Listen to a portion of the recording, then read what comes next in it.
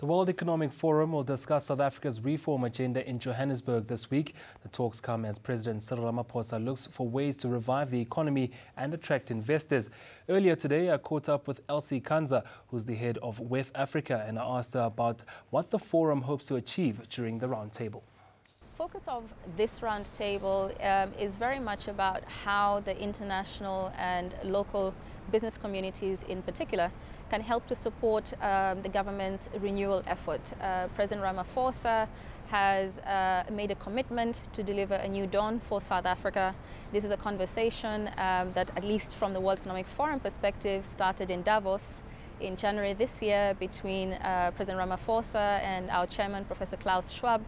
Really, there's been a long-standing relationship between the Forum and South Africa, and with the Forum helping to support South Africa's efforts to move the country forward, to deliver on its citizens. And at this point in time, there's a definite feeling that there's an urgency at the moment to really restore growth, for example. And the feeling that we have from the Forum's perspective and its broader community is that business, international and local, needs to play a role in supporting the government. The government cannot do it alone. During WEF in January, during the Davos meeting, President Ramaphosa was a new man at the job, and he had just come in with the finance minister being Kikabe at the time. And he promised a lot of reform and a lot of movement to stability for South Africa. How will this message be found, or how has WEF seen this message go forward, and what are they hoping to support in terms of those reforms? Well, there are a number of critical areas for reform. Some can move faster than others. A key one was the call for strengthening of governance and addressing and tackling corruption. And we've seen some very strong signals, whether it is transforming or applying different measures in state-owned enterprises. We're already starting to see results just in terms of investments, announcements being made, as you may have seen over the last week. So the signals are in the right direction. There are challenging areas, for example, addressing the need for creating jobs for youth. We have seen around the world that creating jobs is very difficult, not just in South Africa, but in other countries that are growing at much faster rates. From the outside world looking into South Africa, what different perspectives is the global community going to be giving South Africa during this roundtable? But one particular perspective is how to make the most of regional cooperation. The big advantage with regional integration is being able to transact in a bigger marketplace. Intra-Africa trade is very low in comparison to the European Union or the Asian countries, and so there's some learnings there about how to translate the political commitments that have been made, for example, SADC, into real returns for SMEs, not just for big business, but also for small business, for instance.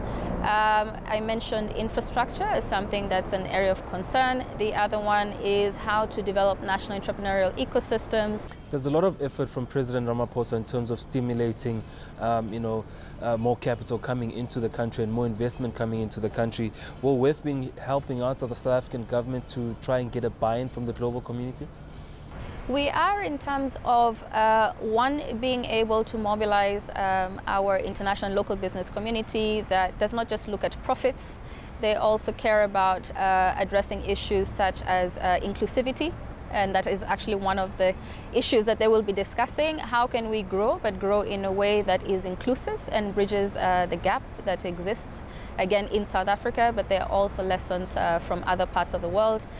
There's also an interest in looking at opportunities. So, for example, globally right now, we're talking about the fourth industrial revolution and what these emerging technologies mean. On one hand, it's potentially a threat in terms of disrupting existing jobs by replacing them with automation. But on the other hand, we're seeing new opportunities being created by technologies such as blockchain and artificial intelligence, and a lot of money being invested globally into new technologies. And so the question is, how can South Africa position itself to be able to attract those investments and be able to build up this new industry, in addition to buffering and supporting existing industries. You touched on intra-Africa trade earlier on, and there's a trade war currently happening on the global stage.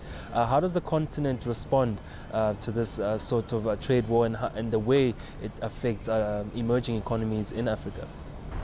Well, what you're seeing on the global stage is more or less two schools of thought emerging, those that are becoming much more protectionist and inward-looking, much more with a national focus, and other parts of the world that are reiterating their commitment to trading globally and trading with other nations. In the African context, where we have a number of landlocked countries, where individually our countries population-wise, in general, are too small to sustain major industries, we need integration.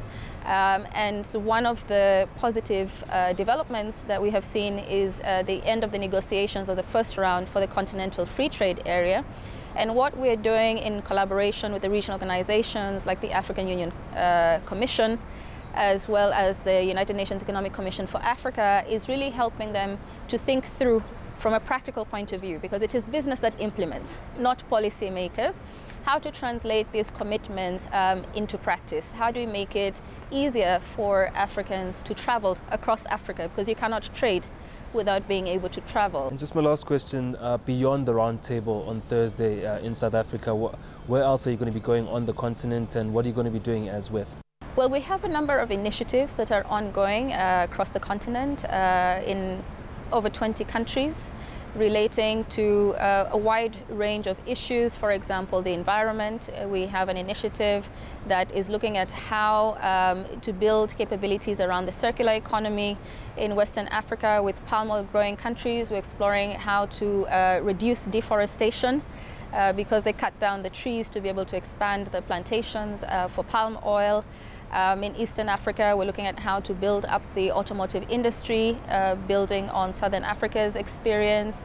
We continue to see how we can help with the mobilization of financing regionally and globally to be able to meet the infrastructure gaps in the continent, looking at trade facilitation through the Global Alliance for Trade Facilitation as well. So there's a wide range of issues that we're addressing, and we'll have different touch points with a focus on Eastern Africa, Southern Africa and Western Africa, and in particularly collaborating with the regional economic blocs, so the EAC, SADC and ECOWAS.